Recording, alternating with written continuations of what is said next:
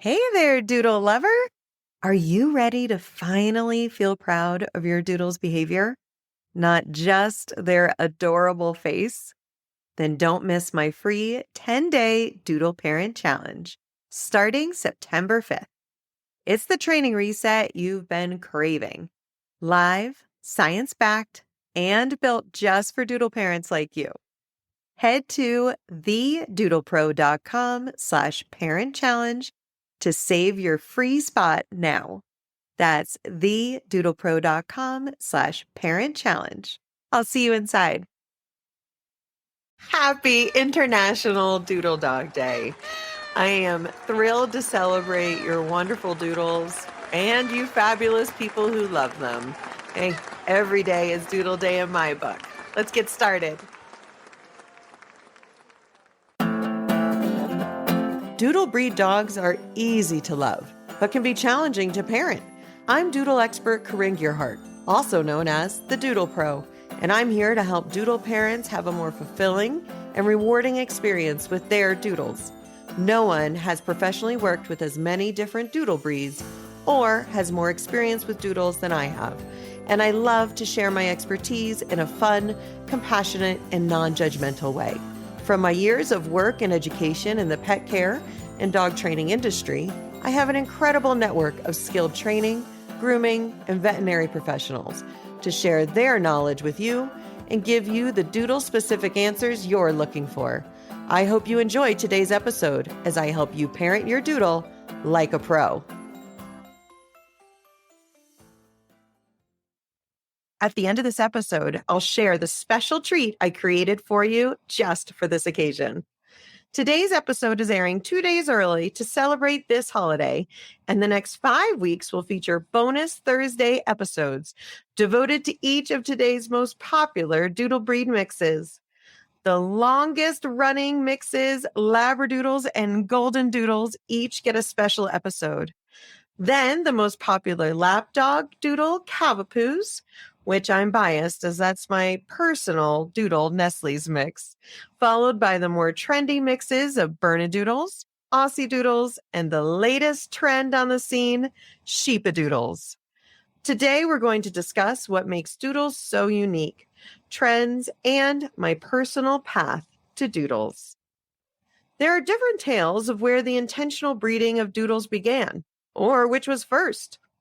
One is that in 1969, Monica Dickens, the great-granddaughter of Charles Dickens, bred the first doodle variety by breeding a golden retriever with a standard poodle in hopes of gaining the benefits of each breed. Dickens sought the gentle nature of the Goldens and the athletic intelligence of poodles. Sound familiar? The name Labradoodle was first used in 1955 when Donald Campbell, a British speed racer, jokingly referred to his dog as a Labradoodle, since he's a mixture of a Labrador and a poodle, all black with thick curly hair. That's my attempt at the British accent. I'm sorry. Most famously, in 1989, there was the breeding manager for the Royal Guide Dog Association of Australia, Wally Conran. This is probably who you've heard of. When a blind woman needed a guide dog but couldn't use one of his Labradors because of her husband's allergies, he tried standard poodles. For 3 years, he tried to have 33 different poodles trained, but he said they all failed and poodles were not cut out to be guide dogs. This blows my mind, as I've personally had or worked with dozens of standard poodles, and many are used as guide dogs today. I don't get it. When he crossed the Labrador and a poodle, nobody wanted a mutt for their guide dog candidate. He instead used the term Labradoodle at a press conference and made a huge fuss about this and told the press he invented a brand new dog. The gimmick worked and the dog world would never be the same, luckily for us. He is famous for saying in 2019 that he created a Franken monster, which many attribute to his disappointment in unethical breeding practices of some doodles. But he also had said standard poodles weren't cut out to be guide dogs, so I'll dive into the history of doodles and the backlash and doodle hate trend on upcoming episodes. From the 90s on, there's been no turning back. Doodles are the default family dog, and for first-time puppy parents looking for a dog from a breeder, often their first question when looking for their new dog is, which doodle should we get? Instead of, what breed dog should we get? The most popular doodle mixes include Labradoodles, Goldendoodles, Cavapoos, Cockapoos, Aussiedoodles, Bernedoodles, Sheepadoodles, Yorkiepoos, Woodles, Maltipoos, Australian Labradoodles, Schnoodles, and the more uncommon ones include Bernedoodles, Sheepoos, Poujons, St. Berdoodles, Poogles, Irish Doodles, and the Lhasa Poo. If there's a dog breed, it's been crossed with a poodle. But wait, are mixes that end in poo doodles too? They sure are. The definition of doodles, or oodles as they're often called outside of the States, is a dog crossed with a poodle. Any size poodle. So Yorkiepoos, Cavapoos, Maltipoos, etc. Those are all doodles too. Doodles gifted access to other dog breeds' features, temperaments, and qualities to people limited by their allergies. Allergy-suffering people who loved the lapdog nature of the Cavalier King Charles Spaniel can access this quality through a Cavapoo. People who love the goofy nature and large size of the Bernese Mountain Dog, but hate their shorter lifespans, often find longer living but goofy and larger friends in a Bernedoodle.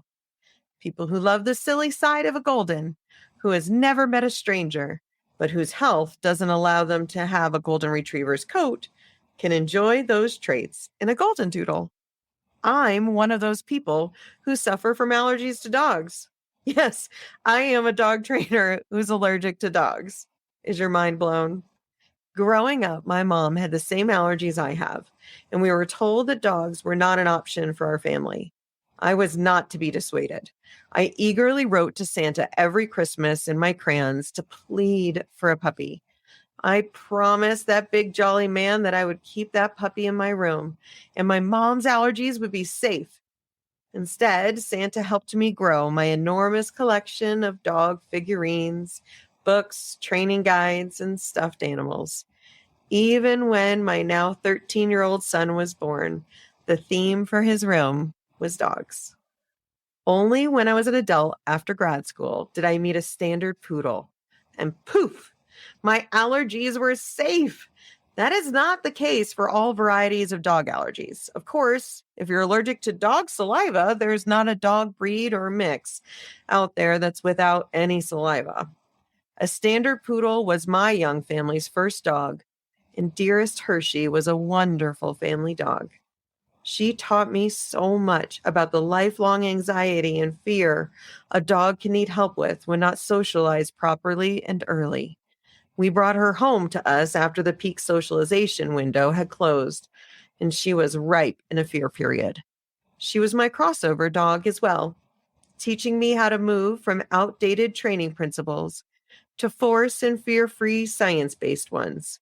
But that's a story for another episode. Taking a break from my career in student affairs and counseling to raise my young boys, I found a small window to pursue my lifelong passion of dogs.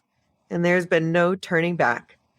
With Poodles and Hershey opening the door to working and living with dogs, I developed our trademarked shed-free stay, welcoming doodle mixes and non-shedding breeds professionally into my home while their parents were out of town or at work. I still do that work every day today. Doodles have been by my side every step of my education and training as a professional dog trainer. When a family member was unable to care for their intended Cavapoo puppy, our Nestlé came into our life. Hershey passed soon after from a congenital issue. Did I mention I didn't know what to look for in breeders before her? And Nestlé was the gift I didn't know I'd need to process my enormous grief for her. In the last 6 years, I've personally worked with over 500 doodles and over 20 doodle mixes. We spend day in and day out together over their combined 4,000 plus visits and counting. People that don't know say, why don't they just get a poodle? As a former poodle parent and a still poodle lover, I can confidently say Doodles are different. They bring some unique challenges that I'm happy to spend the rest of my career as the Doodle Pro helping their parents work through. But on the other side are very, very, very special dogs with unique gifts and qualities of their own. To celebrate this holiday of International Doodle Dog Day, I've created a special Doodle personality quiz just for you listeners. Go to thedoodlepro.com/personality to see what personality type your doodle has. I'm looking forward to spending the next 5 bonus Thursday episodes discussing the most common doodle breeds and what makes each of them unique.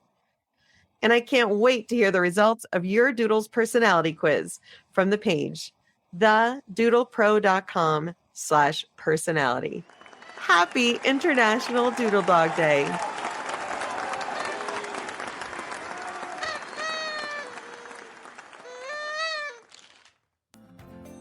Thanks for joining me on this episode of the Doodle Pro Podcast. If you enjoyed the show, don't forget to rate and review us wherever you get your podcasts. And I invite you to follow me on Instagram at @TheDoodlePro for behind-the-scenes peeks at all of the adorable doodles I work with daily.